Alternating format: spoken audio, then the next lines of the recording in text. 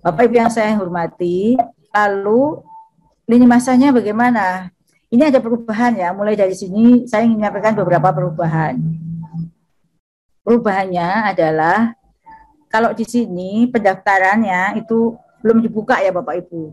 Pendaftaran itu kalau kemarin di tanggal 31 Mei ini ada perubahan pendaftaran, ada pengunduran sampai pertengahan Juni ya, 2 minggu setelah Mei nanti akan diinformasikan oleh BKN.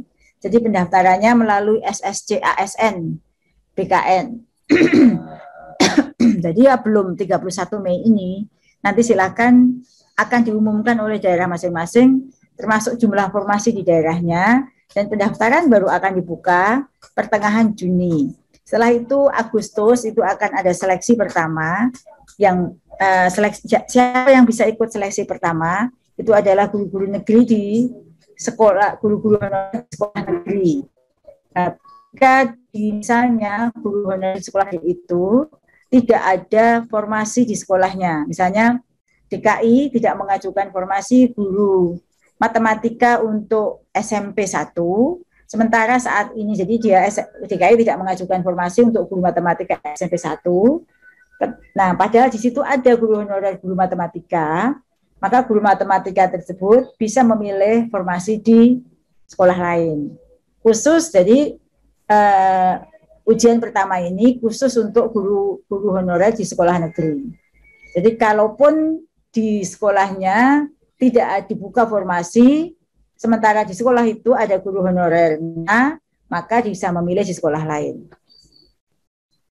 Jika yang bersangkutan sudah diberi kesempatan milih sekolah lain, tetapi tidak lulus ya, tetapi dia masuk passing grade, itu bisa diperhitungkan di seleksi berikutnya.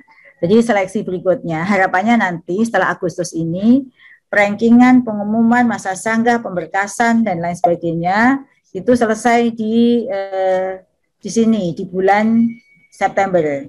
Lalu nanti Oktober itu adalah ujian seleksi kesempatan kedua. Bagi yang tidak lulus di seleksi kesempatan 1 bisa ikut di seleksi kesempatan kedua. Siapa yang boleh ikut di seleksi kesempatan kedua? Seluruhnya. Guru honorer negeri dan swasta, guru honorer di sekolah swasta, termasuk lulusan PPG yang belum mengajar. Itu boleh ikut seleksi di tahap kedua. Kemudian baru nanti pada yang kedua itu November nanti pengangkatan, pemberkasan dan lain sebagainya, baru yang tidak lulus itu masuk bisa ikut di seleksi tahap ketiga. Jadi masih ada 3 kali seleksi. Kalau berdasarkan perhitungan kita, itu 540.000 jumlah, termasuk di dalamnya adalah guru agama, itu kira-kira kalau akhir tahun itu bakalan terangkat semua. Gitu. Kalau melihat peluang dan tantangan dan kesempatan, karena dari sisi substansi ujian pun kita sesuaikan dengan kemampuan, ya, tidak sama dengan seleksi kompetensi teknis CASN. Jadi kita memang sesuaikan dengan kita sedikit turunkan, dan Bapak Ibu juga mendapatkan kesempatan untuk belajar dengan portal yang sudah disediakan, yaitu Guru Belajar dan Berbagi seri seleksi guru SNP 3K. Itu kita hitung-hitungan sedikit sekali yang tidak terwadai lah, karena kesempatannya banyak, tetapi formasinya tidak sebesar yang diharapkan.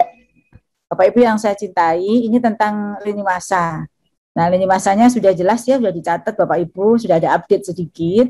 Bapak Ibu, ini ada yang perlu Bapak Ibu ketahui, ini adalah prosedurnya ya Bapak Ibu. Nanti jika sudah diumumkan oleh BKN dan disusul oleh BKD yang akan mengusulkan, menginformasikan kepada Bapak Ibu guru honorer, maka nanti Bapak Ibu guru honorer yang sekarang sudah memvalidasi, sudah ada linearitasnya sudah diperhitungkan semua.